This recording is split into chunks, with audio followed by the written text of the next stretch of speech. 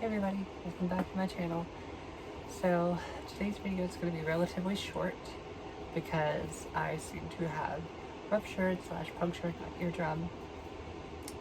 We went swimming and got water in there and now it hurts. And luckily my boyfriend's in the medical field and he looked inside and he thinks it's like, got a hole in it. So I'm just going to try to take it easy and just do like a quick little video today. Unfortunately, this video is probably one that requires a lot of information and a lot of talking, so I'm going to do my best to try to clarify things and make sure everything is like laid out for you guys. So today's video is going to be about the different types or methods of SRS or GCS. I do have quite a bit of notes here, so if you see me looking down, it's just because I'm trying not to forget all the stuff that I want to talk about. So the first one I want to talk about is the basic, tried and true. It's penile inversion. So this is like the typical method that people recommend and that they use. And for each of these, I'm going to talk about the positives and negatives of each one. I may leave a few things off that I don't deem like worthy enough to be like really good or really bad. So just bear with me here. So the positives of this one, it's the most common. There's tons of surgeons that do it around the US. That also kind of has a negative with it because while there's so many people that do it, I feel like there's very few people who master it and that can do it effectively and efficiently. So make sure you're doing your research and going to somebody that knows what they're doing if you're considering this option. Because everybody and their brother's mother can do this surgery, you definitely want to make sure that it's done correctly. So generally it has good aesthetics. It tends to look mostly natural, and there's nothing too complicated about the aesthetic. And I think because it's easier to do and less of a surgery time, that it tends to be more time allotted for the aesthetics to make sure that it looks good. So it requires donor tissue. So these are the negatives, obviously. It requires donor tissue. So you have to have enough tissue down there to work with for them to invert it, for you to have natural depth. If not, they tend to do like a scrotal graft, or I think like the inner thigh graft. Like there's other places that they can take donor tissue from, but generally they want to use the penile skin and just invert that. So it also doesn't self-lubricate. Some people say it does.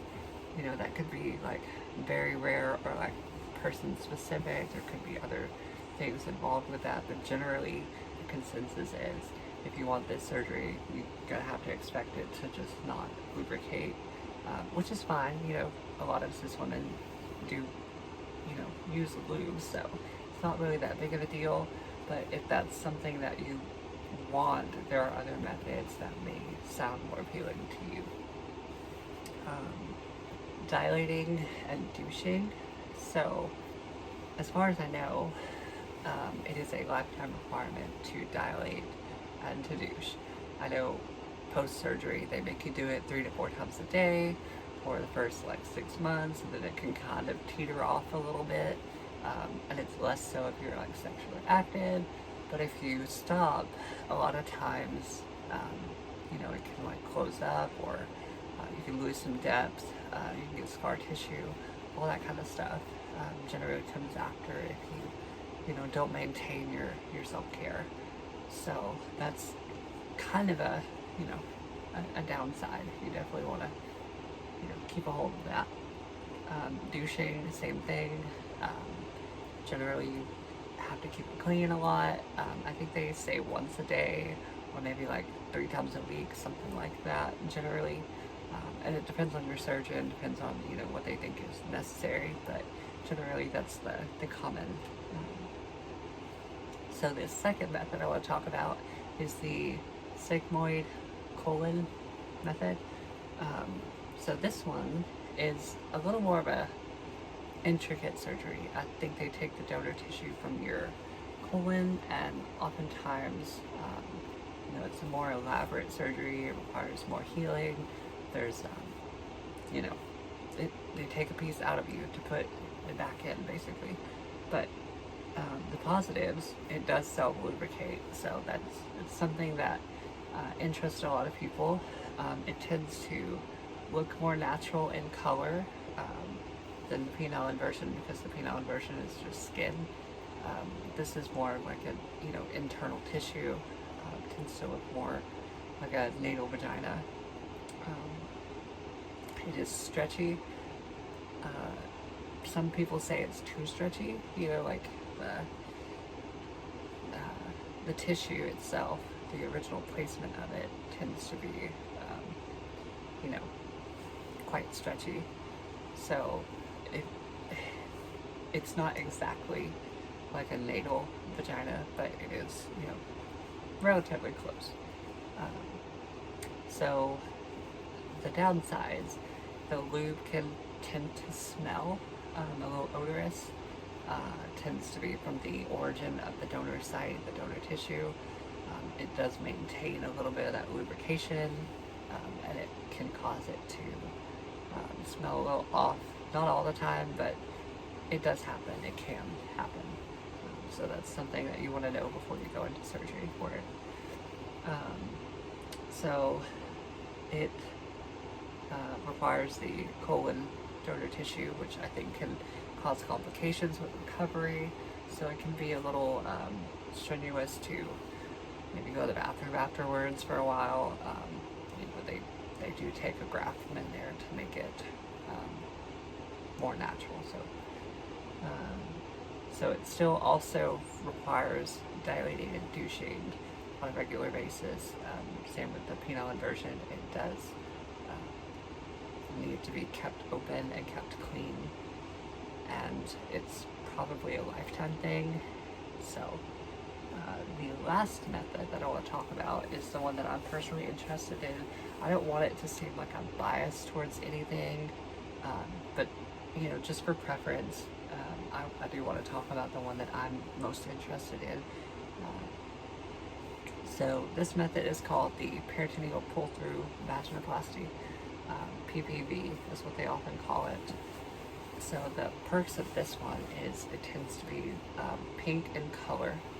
It tends to be stretchy, good elasticity, not as much as the colon, so it's more close to like a natal vagina.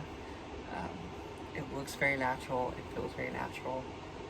It requires less dilating. I believe that it's not permanent. They say that it's usually for like the first year, and after that you can taper off. And it's still, you still have to occasionally do it, but not nearly as much as something like penile inversion that could like scar over, at least for like the first year. Also with douching, it doesn't require permanent douching. I believe my surgeon, Dr. Wittenberg, has mentioned that after like the first year or two, it tends to just take care of itself, which is really cool and similar to a natal vagina. You still would want to douche, if things happen and you need to just clean it thoroughly, but generally it's not like an everyday thing. It's very expensive. I think it's the biggest downside to it. It tends to be like 100,000, 80,000, somewhere around there. They tend to do laparoscopy, which is like the little robot arms they put in your abdomen, and it tends to raise the bill up quite substantially. But if that's something that you want, me, myself, like, I'm gonna go out and get it. I don't really care what it costs. I'm gonna find a way to get it and to do it. So another downside is that it has possibly too much or too little lube. It's not consistent. It's not based on arousal. You can have too much. It can just lubricate like throughout the day, and you might have to wear like a pad or something like that to keep it, nice and clean, and also you can have not enough, so it's both sides, but generally you do produce some lubrication. So also there's not too many long-term studies. I think, my surgeon in particular is doing follow-ups, up to like 2 years now. She's been doing it for a little while, but there's not a whole lot of longevity to know what the donor tissue will require, like later down the road, like what will happen to it, if it has any like long-term complications and stuff like that. It's oftentimes used as a backup method. Oftentimes they recommend the penile inversion, and if that doesn't go well, or you need a good revision for it, or you have a lot of scarring, they tend to opt in for the peritoneal pull-through. And oh, I forgot to mention this. So with each method, like the first one, the penile inversion, it does require hair removal preemptively before surgery. So you have to do like laser or electrolysis and make sure it's very thorough, or else you could like have hair on the inside of your vagina, and that doesn't sound too appealing to me. But to each their own. Maybe they want that. But I would definitely take care of it preemptively. With peritoneal pull-through, and I believe the sigmoid colon also, they don't, the donor sites don't tend to grow hair, so they don't really need to do anything with that. It all comes to the outer introitus of the vagina, so you don't need to like do any laser or electrolysis preemptively before those. Other than that, I think that's about it. I want to apologize for the fan. I didn't realize it was on because I can't hear out of my ear. I want to apologize for the volume of this video. I'm probably not speaking too loud because it kind of hurts to speak loud, but I just wanted to do a video for you guys and make sure that I tried to cover it as best as I could under the circumstances that we're under. But yeah, anyway, if you're new here, feel free to like and subscribe. Leave a comment. I tend to read every single comment. I may not reply because I get so many now. I'm really trying to keep up, but if I'm interested, or if it's a general question that I feel like I can answer appropriately, I will reach out to you and reply. Other than that, make sure you're subscribed and click the little bell to notify you of future videos. And my schedule tends to be, I post videos on Mondays, sometimes on the weekend also. It just depends on how busy I am. This weekend I was quite busy, so I didn't get to post a second video, but I do tend to try to post 2 a week. I do a live stream, usually Tuesdays, around 4:30 p.m. Eastern time. I don't know if I'm going to do tomorrow's because I am pretty miserable with my ear currently, and wearing headphones I don't think is the best thing for a ruptured eardrum. So I might skip out of that one. Also, I'm having surgery on Wednesday. Again, I seem to be in and out of the doctor all the time, so not that anybody cares. I'm just, talking. But anyway, thanks for watching, and if you have any questions, feel free to leave them below. I will try to get back to you, and I hope you guys have a good day. Bye.